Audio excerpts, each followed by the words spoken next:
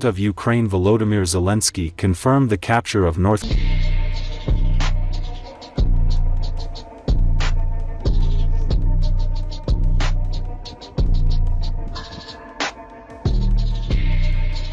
President of Ukraine Volodymyr Zelensky confirmed the capture of North of Ukraine Volodymyr Zelensky confirmed the capture of North. Two of us made our first foreign trip together, and we visited Seoul, as well as Japan. This was our first overseas trip, and the first 2+2 of this administration. I just got back from another trip to the Indo-Pacific a couple of weeks ago, which by our count was my 20th trip to the region since the start of this administration. But with the Republic of Korea, over the last three and a half years, we've strengthened our alliance, we've modernized our alliance. An alliance that for 7 decades has advanced peace, prosperity, and stability on the Korean Peninsula, in the Indo-Pacific, and increasingly around the world. Today, we have an opportunity to build on that progress and to also lay the groundwork to ensure that we continue delivering shared security and shared opportunity for our people in the years to come.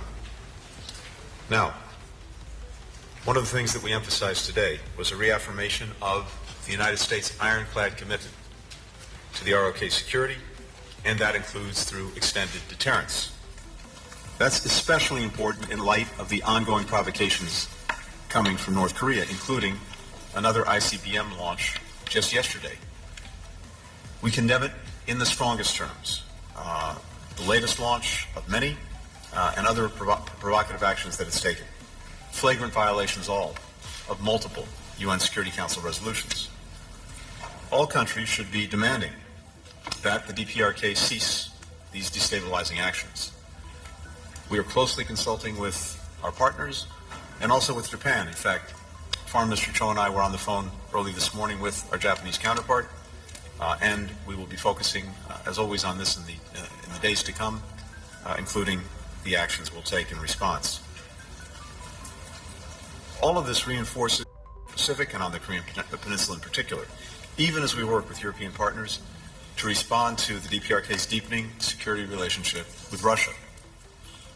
We now assess that there are some 10,000 North Korean soldiers in total in Russia.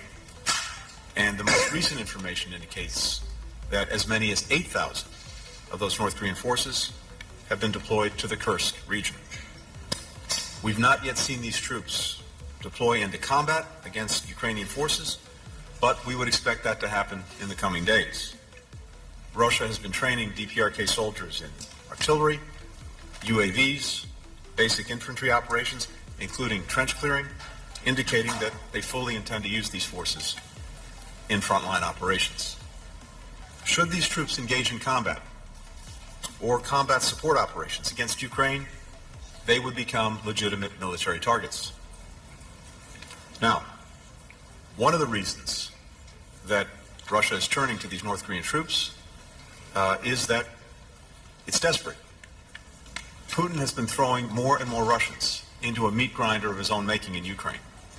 Now, he's turning to North Korean troops, and that is a clear sign of weakness. Russia's been suffering some 1,200 casualties a day in the east, more than at any other time during the war. And with the deployment of these North Korean troops to Russia and now to the front lines, this is the first time in 100 years that Russia's invited foreign troops into its country.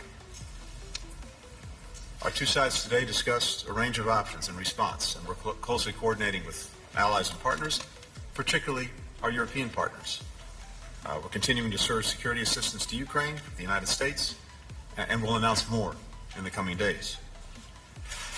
What we're also seeing underscores the indivisibility of security between the Indo-Pacific and Euro-Atlantic theaters, something that is clearer and clearer to all of our allies and partners in both Europe and the Indo-Pacific. It's reflected in South Korea's growing partnership with NATO, as well as its support for Ukraine, providing generators, humanitarian assistance, and we've discussed what more the Republic of Korea may do in the future. But in all of the conversations that I've been having with partners in both Europe and the Indo-Pacific, increasingly, we see a focus on the indivisibility of the security. With regard to China, we discussed the need to responsibly manage our competition with the People's Republic of China. We agreed that China should do more to curb the DPRK's provocative actions and to stop support for Russia's defense industrial base, which is helping to perpetuate the conflict and the aggression by Russia in Ukraine. In the face of China's unlawful maritime claims in South China Seas, we remain committed to upholding freedom of navigation and freedom of overflight. We also underscored the importance of maintaining peace and stability across the Taiwan Strait. Even as we address these security challenges, we're also working together to expand our economic cooperation in ways that are having clear, direct, and powerful benefits for people in both of our countries. America's #1 source of foreign direct investment.